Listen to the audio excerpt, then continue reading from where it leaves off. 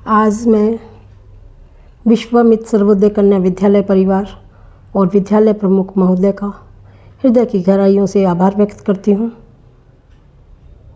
और धन्यवाद ज्ञापित करती हूँ कि सभी विदुषी साथियों ने मुझे सम्मान सहयोग दिया, उसके लिए मैं आभार व्यक्त करती हूँ।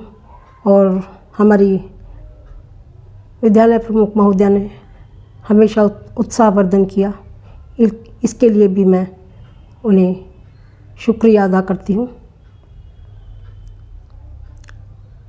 आज मैं VSKV को चलते चलते एक कविता समर्पित करती हूँ।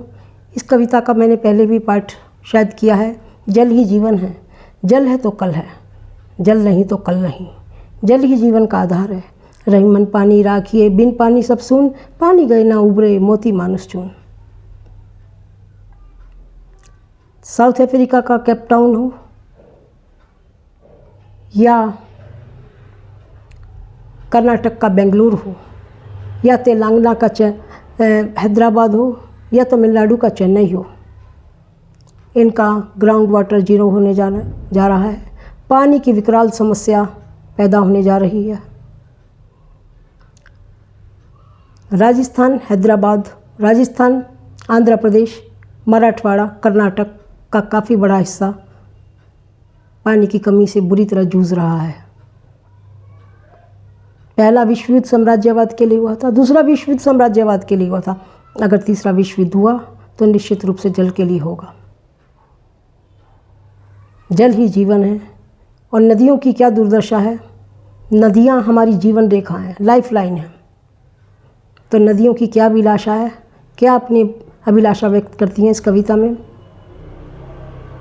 मन के भाव। भागीरथी सिकुड़ रही है, भागीरथी सिकुड़ रही है, अलकनंदा भी सिमट रही है। गंगा मैली हो गई, यमुना कहीं कीचड़ में खो गई, सरस्वती तो हमेशा के लिए सो गई।